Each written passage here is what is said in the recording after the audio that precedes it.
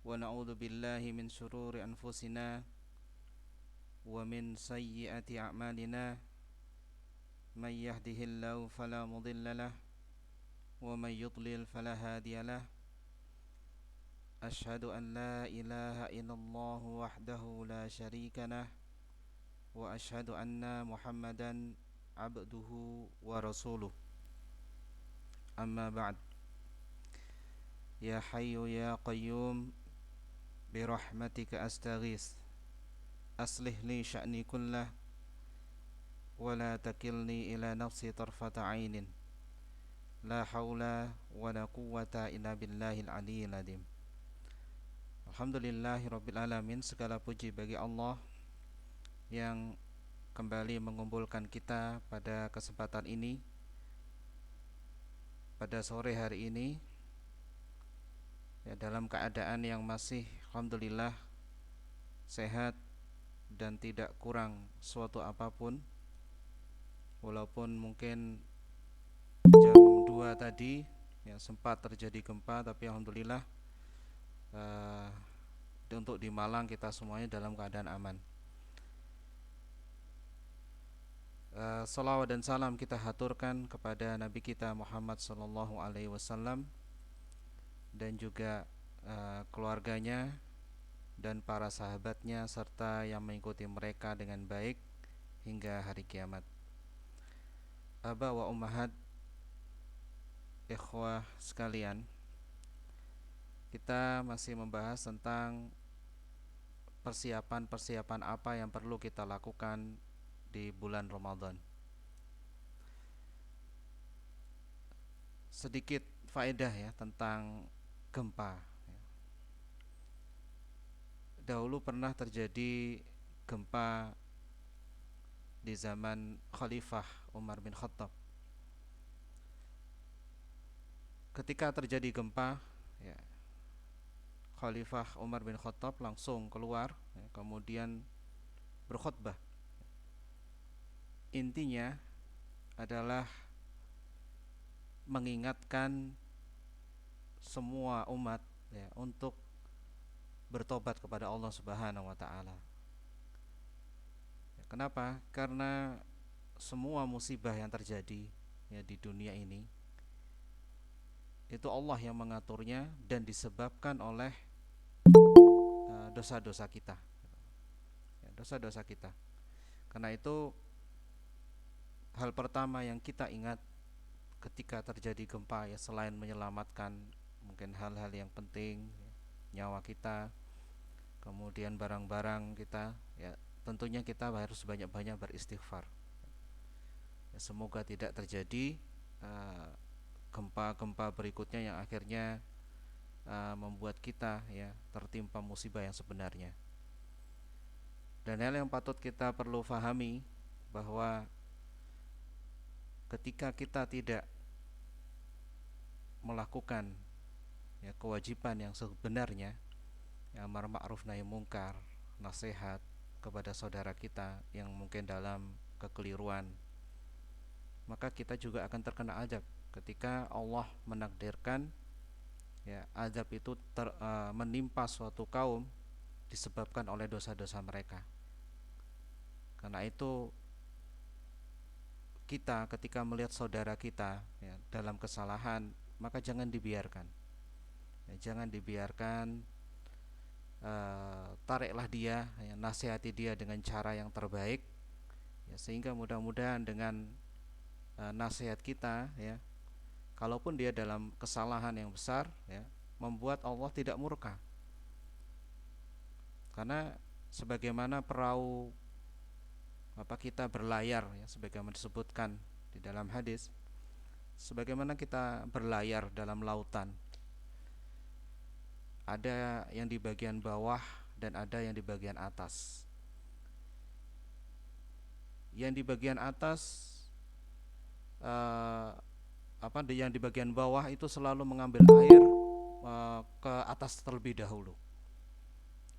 Nah kemudian karena yang di bagian bawah ya, dalam perahu itu merasa sungkan, ya, tidak enak harus ngambil air kok selalu lewat atas, akhirnya dibor di bagian bawah. Kenapa? Karena lebih mudah ngambil airnya. Disebabkan ilmu mereka yang tidak mengetahui bahwa itu adalah membahayakan. Nah, kalau seandainya orang-orang yang di bagian atas itu mendiamkan, membiarkan, maka yang terjadi semuanya akan tenggelam. Semuanya akan terkena musibah. Makanya tugas kita ketika kita tahu saudara kita dalam kekeliruan, ya, kita berusaha semaksimal mungkin mengajak mereka, mendakwahi mereka, ya, sesuai dengan bidang kita masing-masing. Kalau kita mampunya kayak saya mungkin di SD, ya, ngajar anak-anak, mungkin sedikit mengarahkan orang tua wali santri, ya itulah yang kemampuan kita. Kalau ada mungkin ustadz-ustadz yang besar yang punya jamaah yang banyak, maka mereka juga bersikeras seperti itu.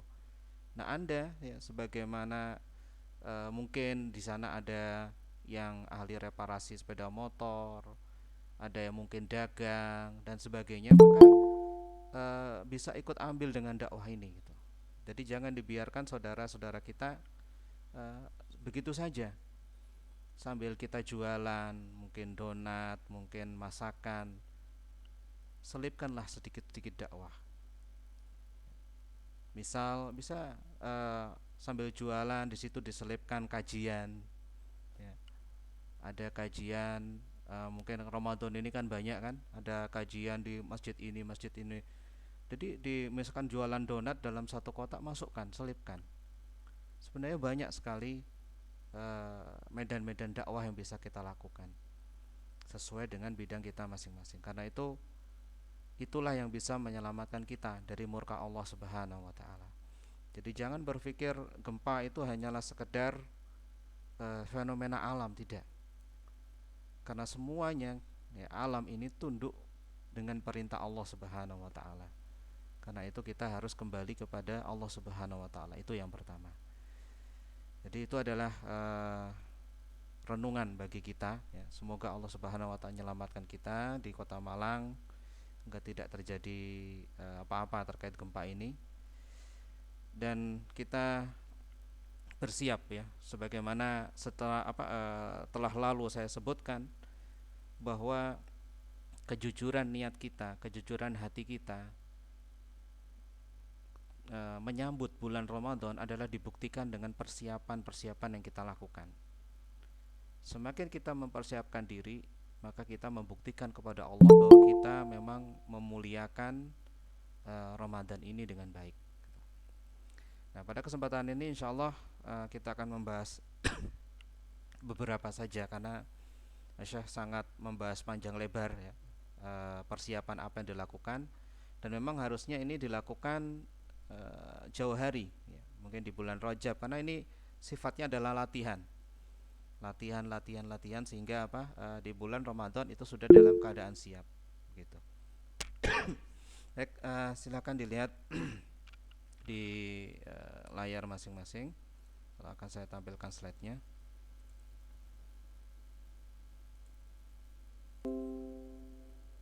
Baik. Tamrinatul isti'dadi, ya. Latihan-latihan untuk persiapan memasuki bulan Ramadan. Jadi sebelumnya Syekh Muhammad Husain Yaqub itu menjelaskan kenapa sih kok kita membutuhkan persiapan, ya. Ngapain kita harus bersiap-siap, ya, karena intinya adalah ketika kita memang mengharapkan mendapatkan sesuatu, ya, tepat pada waktunya, maka kita butuh persiapan, ya, kita butuh persiapan. Kita ingin nanti di bulan Ramadan kita dibebaskan dari api neraka. Kita ingin mendapatkan malam Lailatul Qadar. Kita ingin termasuk orang-orang yang mendapatkan fadilah-fadilah keutamaan puasa. Ketika kita masuk bulan Ramadan tanpa persiapan, maka itu sama saja kita hanya sekedar omong, ya. Istilahnya dalam bahasa kita kan omong doang. Karena nggak ada bukti. Kalaupun kita memang ingin mendapatkan itu semuanya, tentunya kita buktikan dengan persiapan. Sebagaimana kita mau kedatangan tamu besar, ya, istimewa dengan tamu biasa. Kalau itu hanya tamu biasa, tetangga kita sebelah ya, setiap hari berkunjung, maka tidak butuh persiapan. Tapi apabila orang tua kita mungkin dari kampung jauh ya, apalagi pembesar gitu ya, wali kota atau mungkin presiden datang ke tempat kita, kita lakukan persiapan yang lebih panjang dan lebih lebih lengkap.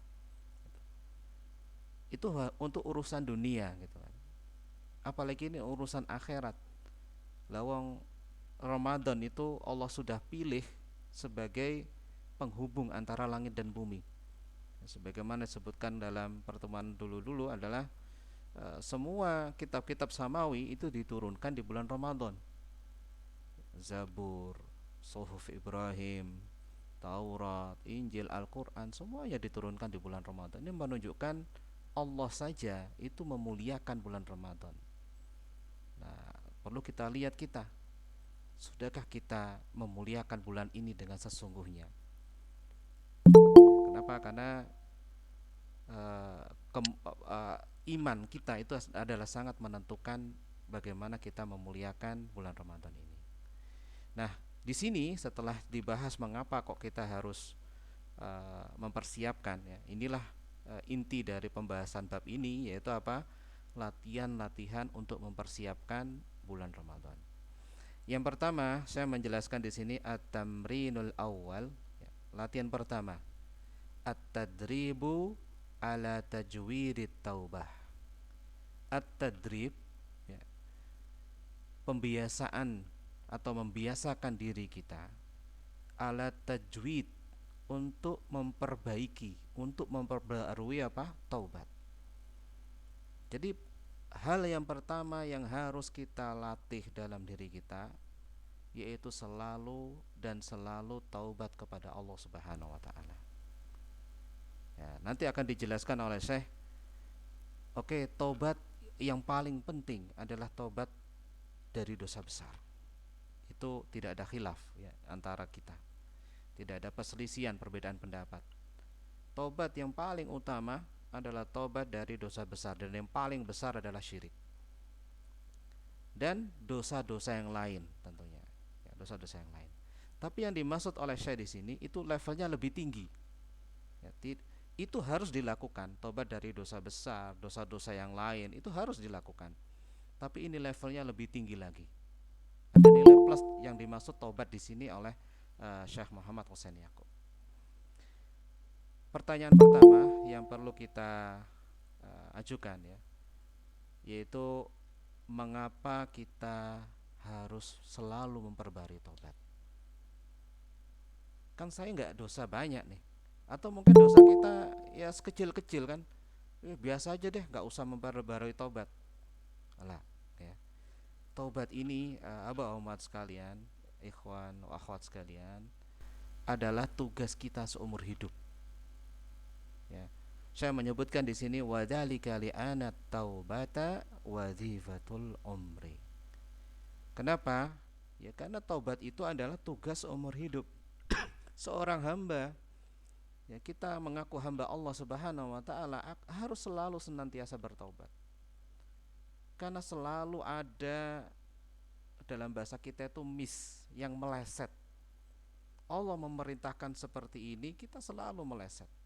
Enggak sesuai dengan perintahnya Allah. Minimal kelalaian demi kelalaian yang kita lakukan.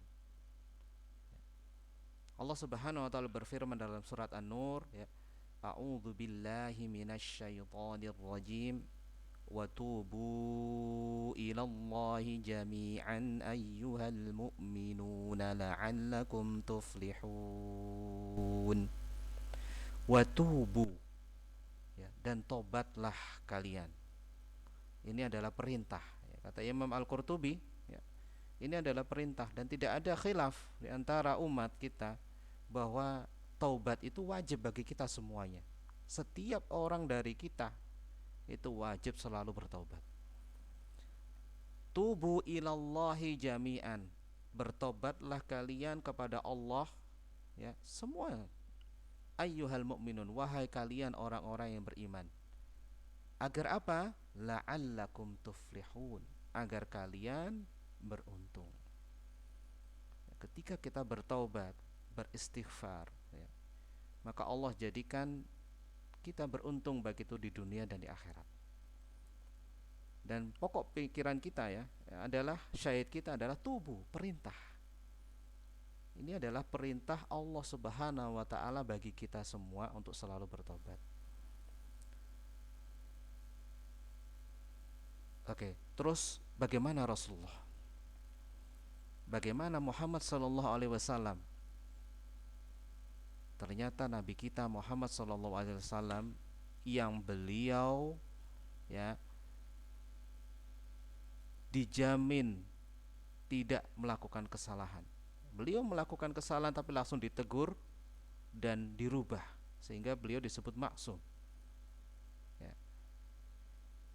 Dan beliau dijamin surga jelas. Tapi apakah beliau bersantai-santai tidak bertobat? Jawabannya tidak. Ya, banyak hadis-hadis yang menyebutkan yang dipelajari anak-anak kita ya di CTA Kota Proma Quran, di Taut itu sebagian itu di Hisnul Muslim disebutkan tentang istighfar dan taubat.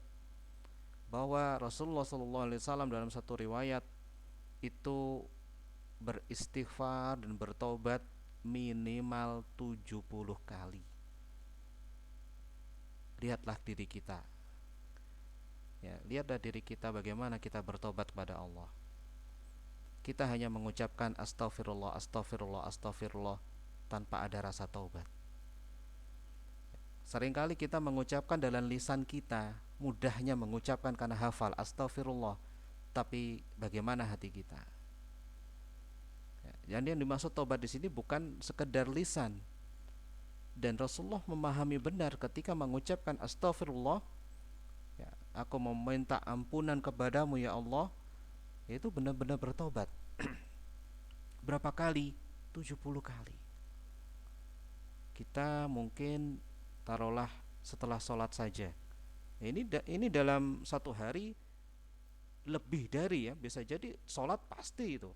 Pasti Rasulullah SAW juga melakukan karena mencontohkan. Ya. Terus pernah juga didengar wa kana yusma'u minhu, dan dulu pernah didengar dari beliau dalam satu majelis.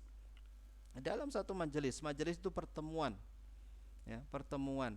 Beliau mengatakan, berfirman, bersabda, Rabbighfirli wa tub alayya. Ya Rabbku, ampunilah aku ya, dan terimalah tobatku. Innaka anta tawwabur rahim. Sesungguhnya engkau adalah penerima taubat ya, dan Maha Pengasih. Dalam satu pertemuan ya, bayangkan satu pertemuan saja berapa kali? 100 kali. Kita dalam satu majelis istighfar satu kali saja kadang-kadang tidak ya kan? Lupa dengan doa kafaratul majelis. Taruhlah kita kafaratul majelis berarti itu saja. Tapi dalam satu majelis pertemuan kita penuh dengan obrolan yang tidak jelas ya, kadang-kadang kita ngobrol tentang makanan, kita ngobrol tentang pelesir kemana ya, kemana, pokoknya tempat-tempat yang istimewa. Tidak ada ingat Allah, tidak ada istighfar. Kemudian terkadang juga yang lebih ngeri ya adalah ghibah. Ya, ghibah, menghibah saudara-saudara kita. Makanya terutama ibu-ibu ya, saling ingatkan, salinglah mengingatkan ketika sudah ada menjerumus ghibah. Ya, kalau kita membicarakan sesuatu ya, seseorang untuk mencari solusi, bagus, itu bukan ghibah. Ya, misal kita membicarakan si fulan. Ya, si fulan itu seperti ini, bagaimana ya supaya si fulan ini bisa kembali kepada Allah. Kemudian dibahas. Itu bukan ghibah. Tapi kalau sekedar hanya menjelek-jelekkan gitu kan, kemudian dibuat bercandaan, maka itu sudah masuk ghibah. Kadang dalam satu rangkaian kata yang kita bicarakan, di situ terselip ada ghibah, ada memang niatnya benar dan memperbaiki, macam-macam. Maka tugas kita yang mengetahui saudara kita ya seperti itu, maka ingatkan. Ya, stop. Saya khawatir ini masuk ghibah deh. Udah, kita ganti aja deh topik. Ya, dengan cara kita beda-beda. Itu akan lebih menyelamatkan kita. Jadi Intinya di sini yang bisa kita ambil kesimpulan bahwa taubat itu penting. Hatta Rasulullah Shallallahu Alaihi Wasallam juga bertobat. Bahkan di Fathu Makkah yang kita hafal apa ayatnya gitu ya. Idza jaa nasrullahi wal fath wa ra'aitan nasa yadkhuluna fi dinillahi afwaja fasabbih ya bihamdi rabbika wastaghfir. Ketika Rasulullah sudah mencapai suatu kemenangan Fathu Mekah, kemudian Islam, apa orang-orang berbondong-bondong masuk Islam, ya, beliau tidak diperintahkan untuk bertakbir Allahu Akbar gitu kan, tidak. Bahkan apa? Fasabbih, bertasbihlah, bihamdi rabbika, dan pujilah Allah Subhanahu wa taala. Dan yang terakhir apa? Wastaghfir, dan beristighfarlah. Masya Allah, Allah Akbar ya. Lalu kita, seberapa jauh kita telah bertobat kepada Allah? Nah ini penting untuk kita. Kenapa kita perlu bertobat? Karena ini tugas kita seumur hidup. Selalulah bertobat karena kita itu manusia ya, dan selalu akan lupa dan salah. Itu selalu, itu tempat kita sudah. Karena itu kita butuh nasihat orang lain, kita butuh amar ma'ruf nahi mungkar, diingatkan, kita butuh dengan istighfar, taubat itu terus sampai kita mati pun kita membutuhkan itu. Jadi janganlah kita merasa benar gitu ya. Kita ketika ada dua orang misalkan, satunya merasa benar, satunya merasa salah, maka tentunya yang bagus adalah mengoreksi diri kita sendiri, karena kita pasti ada salahnya. Pasti ada salahnya. Itu lebih baik kita mengakui kekurangan diri daripada kita menganggap kita sempurna, tidak pernah salah sedikit pun. Sehingga apa? Kita akan muncul rasa ingin taubat, muncul rasa ingin memperbaiki. Dan taubat itu sebagaimana disebutkan kemarin-kemarin ada 3 syaratnya. Kalau kita bersalah kepada Allah Subhanahu wa taala, ya, ada iqla, nadam, ya, dan azam. Iqla melepaskan diri dari dosa tersebut. Nadam menyesal. Ya, menyesal kita kenapa kok dulu melakukan ini, benar-benar menyesal. Dan terakhir azam, tidak ingin mengulangi lagi. Tapi kalau ada kesalahan dengan orang lain, maka kita harus menunaikan haknya dulu. Kalau ada barang yang kita curi, kita kembalikan. Kalau kita cela dia, maka kita balas dengan memuji ya, kita balas dengan yang berlawanan. Itu adalah bagaimana kita menghapus kesalahan dosa kita dengan orang lain. Nah, di sini yang dimaksud oleh Syekh adalah bertobat dari pola hidup ya, pola hidup. Mungkin kita akan selesai dari tobat ini, karena tobat ini banyak sekali. Nah, beliau melanjutkan yang pertama yaitu tobat dari membuang-buang waktu. At-taubatu min tadyi'il awqat. Ya, tobat dari membuang-buang waktu. Ini kita harus lakukan jauh hari sebelum Ramadan tiba. Sehingga apa? Waktu kita di bulan Ramadan sudah terbiasa dengan kita isi dengan kebaikan demi kebaikan. Itu yang dimaksud di sini seperti itu. Yang pertama, waktu malam. Nah, waktu malam di bulan Ramadan ini kan sangat berharga. Ya. Waktu malam di bulan Ramadan sangat berharga. Bagaimana sholat tahajud, bagaimana Allah turun ke langit dunia ya, untuk mendengarkan orang-orang yang meminta ampunan ya, dan memberikan apa yang dia minta, yang orang-orang tersebut minta. Ini berharga sebanget di waktu malam ini. Allah Subhanahu wa taala berfirman dalam surat Adz-Dzariyat, kanu qalilan minal lail wa ma yahja'un wa bil ashari hum yastaghfirun.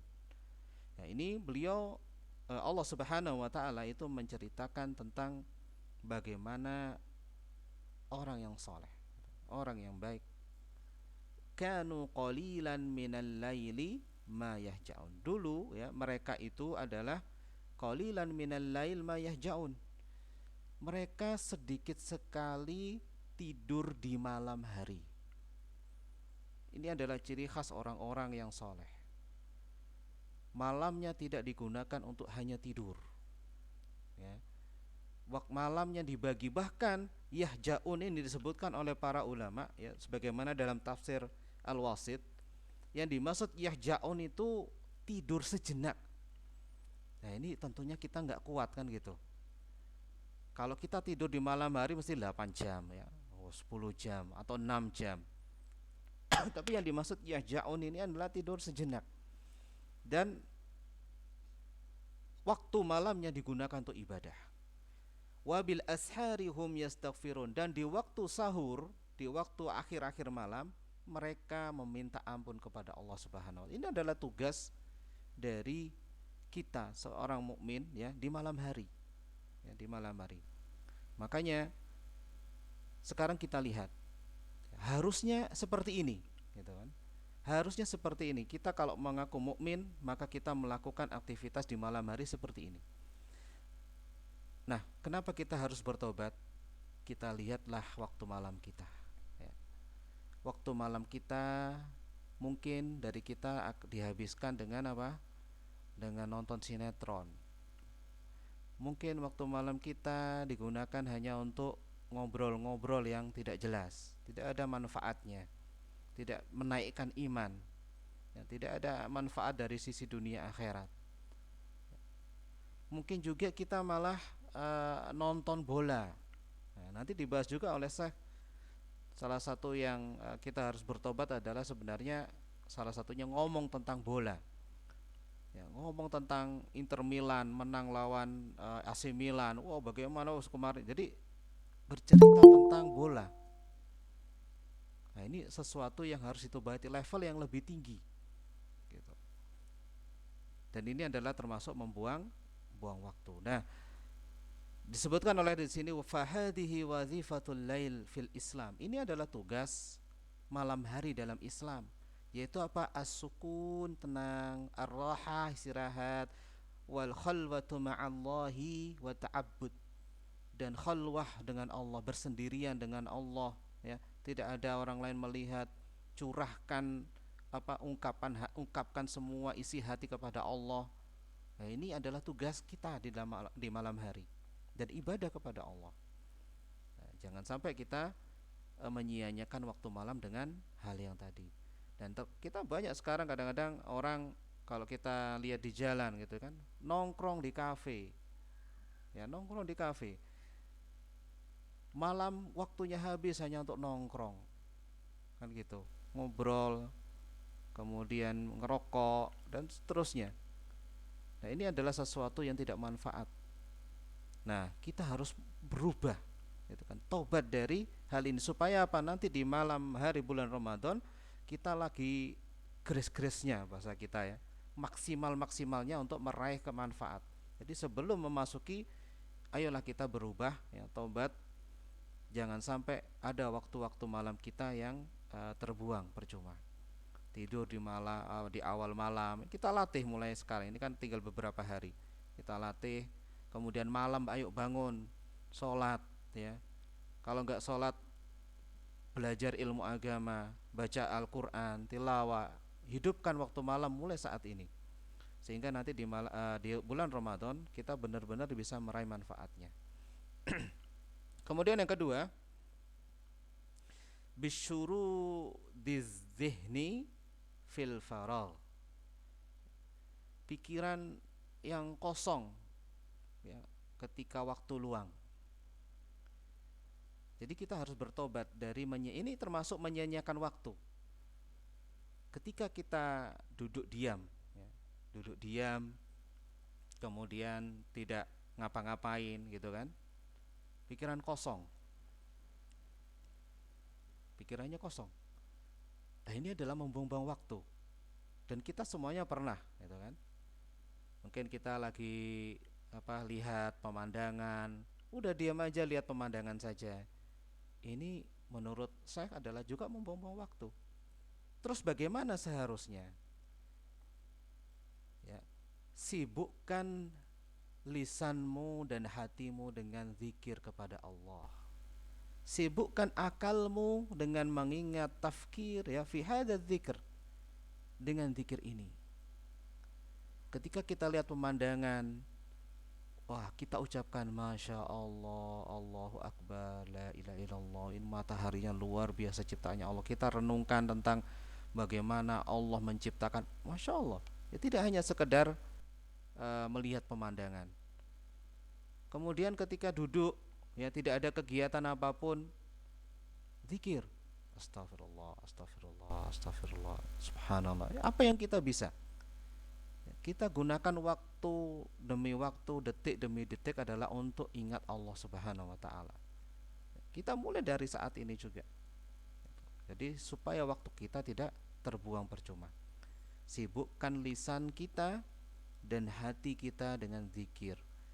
Ya, dengan itu kita akan tenang. Ya, kehidupan kita akan tenang. Silakan Anda coba. Kita coba semuanya sehari-hari kita zikir terus sudah. Ada waktu sedikit luang zikir, maka hati kita akan tenang. Dan ini adalah langkah latihan kita ya untuk mempersiapkan nanti di bulan Ramadan, karena pahalanya jelas beda ya. Memanfaatkan detik demi detik di bulan Ramadan dengan bulan sekarang beda. Dan kita latih mulai sekarang, mulai saat ini juga. Kemudian yang ketiga, kita harus bertobat dengan membuang-buang waktu ketika berada di kendaraan ya, transportasi. Kalau ini muwasalat itu transportasi umum ya, maksatul muwasalat ya, bahasa kita tragedi ya, kejadian yang musibah di kendaraan. Kenapa kok disebut, beliau menyebutkan seperti ini? Kenapa? Karena ketika kita naik kendaraan, apalagi kendaraan umum gitu kan, kita seringkali tidak memanfaatkan waktu di situ. Apalagi di Indonesia gitu kan. Saya dulu pernah SMA gitu. Qadarullah SMA saya jauh ya. Dari Waru ya, Waru Sidoarjo sampai ke SMA 6 di Surabaya ya, Gerahadi. Naik angkot, naik bis gitu, pulang juga sama. Perjalanan jauh banget. Dan kita memang mengalami sulit. Alhamdulillah Allah sudah mendekatkan saya dengan dakwah sunnah sejak SMA. Sehingga ya saya sudah berjenggot, sudah celana sudah cingkrang, pokoknya tahu tentang sunnah. Alhamdulillah. Dari situ saya juga berat. Kenapa? Ketika duduk di Surabaya ya banyak perempuan yang mohon maaf pakaiannya ya seperti itu. Kita mau nunduk di bawah, aduh, di bawah kelihatan. Mau ke atas sama kelihatan juga. Mau merem nggak enak juga kan gitu. Mau merem tidur aja nggak bisa, kita bingung gitu. Terus kemudian belum lagi ikhtilat, kita sudah menjaga. Kadang-kadang saya ketika naik angkot itu pilih yang paling pojok, tujuan saya itu supaya tidak ikhtilat.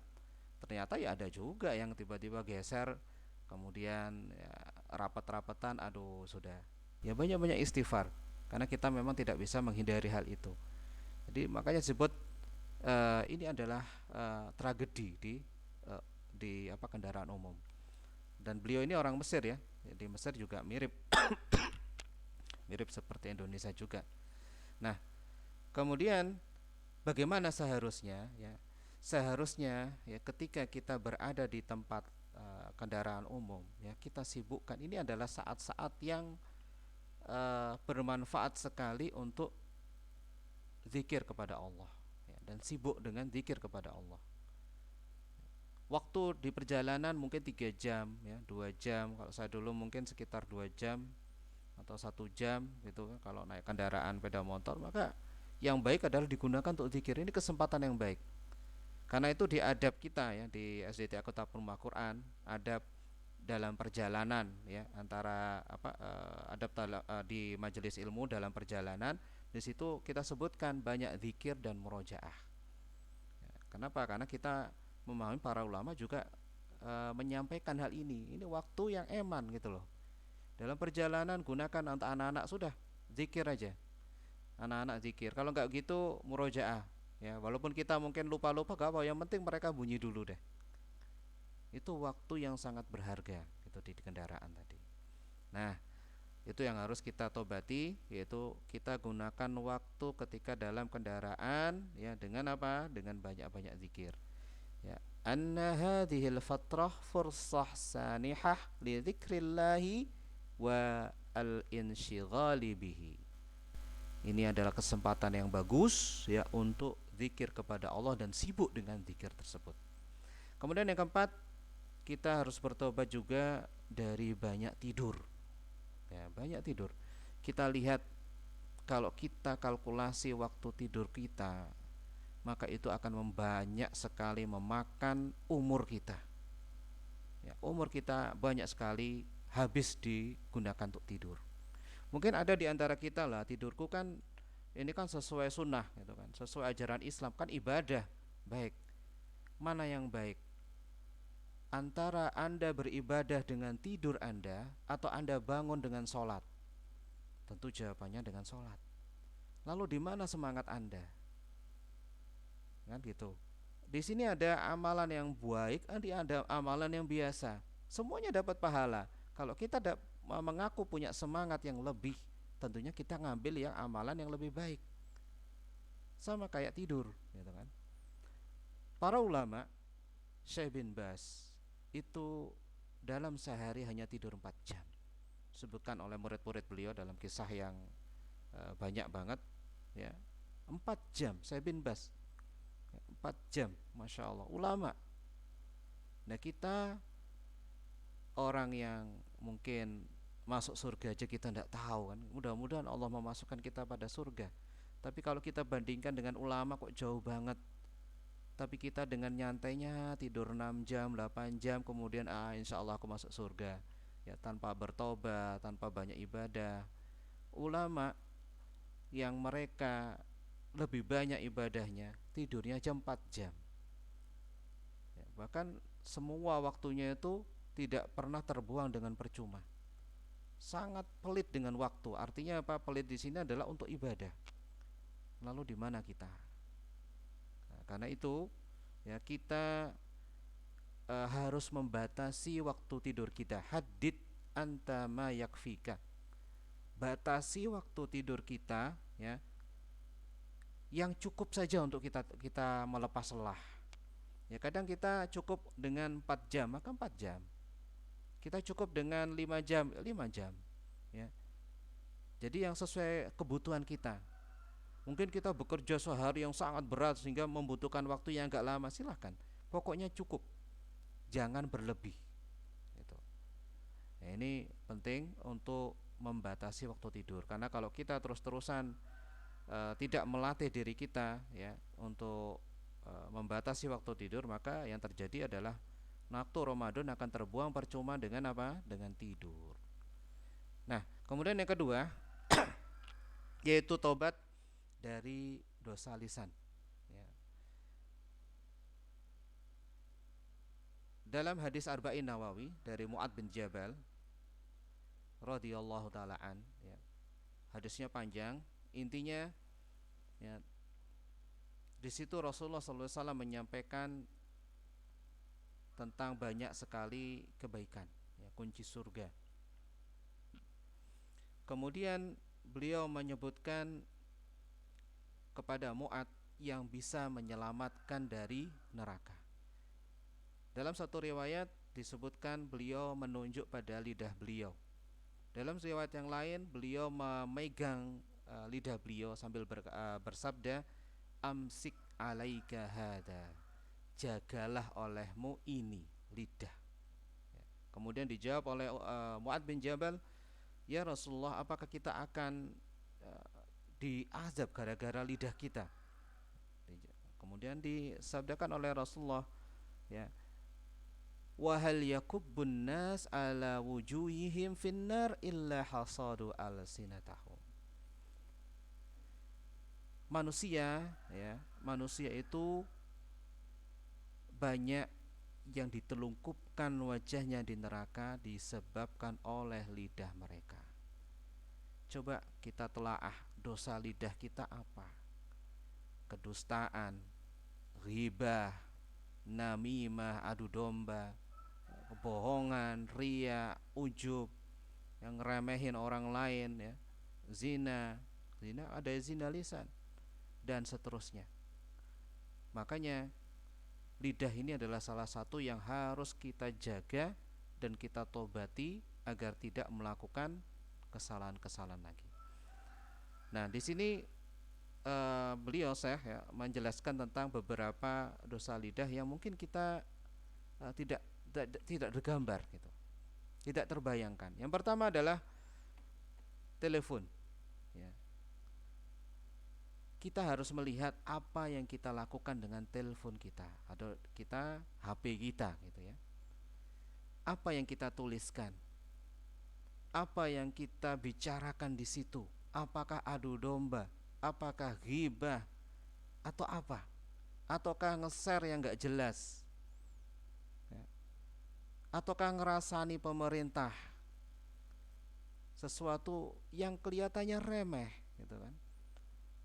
Lisan mungkin kita dengan omongan, tapi sekarang adalah dengan ketikan, ya, ketikan HP. Maka ini yang perlu kita tanya, yaitu mada tasna'u bihadat telepon, apa yang Anda lakukan dengan telepon itu.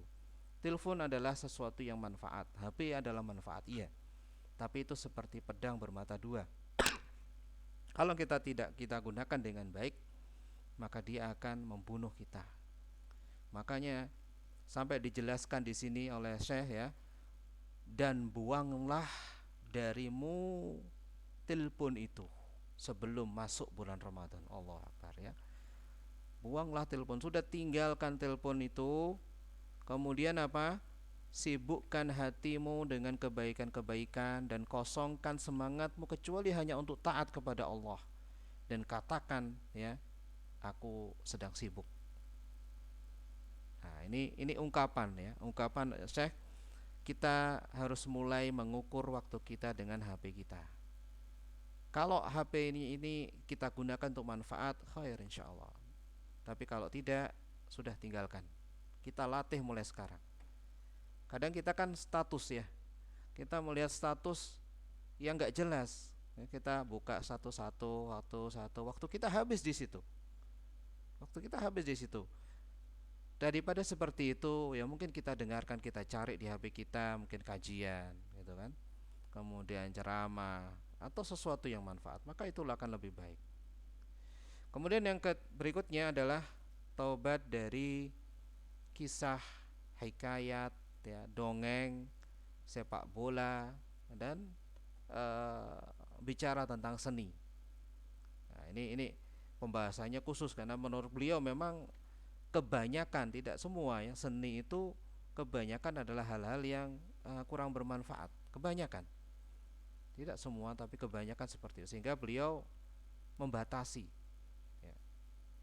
Kalau kisah-kisah yang tidak jelas, sama ketika kita banyak bicara dengan orang ya, berkumpul dengan orang, maka pasti di situ ada cerita-cerita yang tidak ada sumbernya, kita bumbui gitu kan. Makanya sedikitkan kita menceritakan kisah-kisah, kecuali memang kisah yang benar. Hikayat juga sama. Manamat ini adalah dongeng ya. Sepak bola apalagi, ini adalah membuang-buang waktu. Apalagi di situ kita juga membicarakan tentang orang-orang kafir. Ya, misal sepak bola ada yang pemain AC Milan atau Inter Milan atau apalah, yang di sana dia tidak Islam, kita bela-bela, kita puja-puja dengan lisan kita. Nah, ini adalah wujud kita tidak menjaga lisan kita untuk sesuatu yang lebih baik. Dan kita harus bertobat dari situ ya. Dan kita gunakan waktu-waktu kita dengan zikir kepada Allah Subhanahu wa taala. Karena sudah waktunya terbatas, saya ringkaskan. Dan ini yang berikutnya, yang keempat adalah kita harus bertobat dari tahrij, mizaj, al-fash dan bidah. Tahrij itu adalah lawak. Nah, ya, lawak. Kita kan sering senang ya kalau kita nonton, kadang-kadang nonton TV. Dulu nonton TV kita cari yang lawak, yang humor. Atau kalau nggak gitu YouTube ya, kita buka-buka YouTube, kita cari-cari yang ya guyon-guyon, dan itu terjadi sering ya. Kalau cuman sekedar saja ya, sekedar saja sudah tidak ada lagi, itu masih lumayan. Tapi ingat, kalau lawak atau humor itu pun kita harus memilah kan gitu. Apalagi sampai ada fahash. Fahash itu adalah ucapan atau perbuatan yang dia keji Bidah itu cabul. Kadang-kadang kalau mungkin di kalangan teman-teman ngaji tidak ada ya, insya Allah tidak ada. Tapi kalau di kalangan umum, kadang-kadang sering sesuatu yang tabu itu dibuat candaan.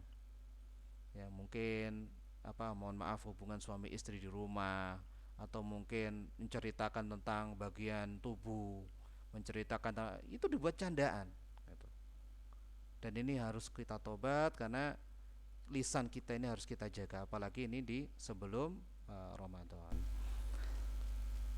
Terus tobat ini yang penting juga, tobat dari alaqat, ya, alaqat, tobat dari alaqat.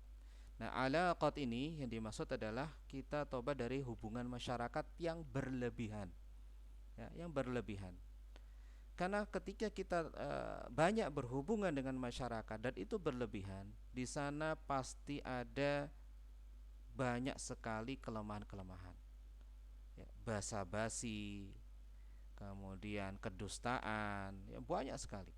Maka sebelum bulan Ramadan kita latih, kita kurangin, ya, kita kurangin eh, hubungan masyarakat yang seperlunya saja, ya, seperlunya saja. Sehingga apa, waktu-waktu kita gunakan untuk kebaikan. Kalau berhubungan dengan masyarakat untuk satu kebaikan, oke. Okay. Tapi kalau hubungan masyarakat tidak untuk kebaikan, maka kita kurangin. Nah, kita latih saat ini juga. Nah, ini ya, mujamalat bil haram, ya. Mujamalat bil haram ini bahasa kita mungkin seperti bahasa basi, ya. Memuji seseorang gitu ya, dengan sesuatu yang enggak benar, berbahasa basi. Terus bagaimana supaya tidak seperti itu? Ini ucapan yang luar biasa dari Syekh, kul al-haqqa walau kana murran. Katakan yang benar walaupun itu pahit bagimu. Jadi yang benar adalah benar, kita nggak ada basa-basi, ya. Tidak basa-basi. Kalau benar adalah benar, kalau salah adalah salah. Dan diam dari kebenaran adalah syaitan, ya. Kita tahu itu benar, kita tidak membela, kita hanya diam saja, maka itu syaitan. Nah, dan jagalah lisan. Jadi katakan kebenaran dan jangan diam dari kebenaran, dan jagalah lisan kita, jangan sampai ya kita memuji-muji yang itu sebenarnya tidak pas gitu. Kemudian ikhtilat dengan yang haram, ini juga hal yang harus kita bil mahram, ya, bil mahram. Ikhtilat artinya bercampur, misalkan dalam satu ruangan, di situ ada laki perempuan, misalkan buka puasa kan seperti itu ya, maka kita kurangin, kita jaga agar tidak terjadi ikhtilat. Begitu juga di sekolah kita kan sudah berusaha, ini tinggal nanti para gurunya juga berusaha sekuat mungkin, karena di SD kan sudah ada pengaturan waktu, di istirahat, kemudian di kelas itu dikasih sekat supaya mencegah adanya ikhtilat, ya, antara laki perempuan. Kita mengajarkan sejak dini. Nah, tinggal nanti kita sebagai gurunya untuk mengarahkan. Nah, Anda juga seperti itu. Jadi kurangin waktu-waktu ikhtilat, bahkan kita harus bertobat kalau bisa tidak ikhtilat, ya, kecuali yang sangat-sangat dan kita nggak bisa hindari, seperti yang di kendaraan umum, di bis itu kan kita tidak bisa menghindari. Kita berusaha semaksimal mungkin, ya, tapi ya ternyata kadang-kadang tidak bisa gitu. Jadi kita berusaha tobat dari ikhtilat tersebut. Tapi sebenarnya masih banyak, tapi insya Allah kita intinya di sini kesimpulannya adalah kita harus melatih mulai saat ini, ya, bukan hanya tobat dari dosa-dosa dan maksiat gitu ya, tapi level yang lebih tinggi. Kita harus tobat dari menyia-nyiakan waktu, kita tobat dari dosa lisan kita, kita tobat dari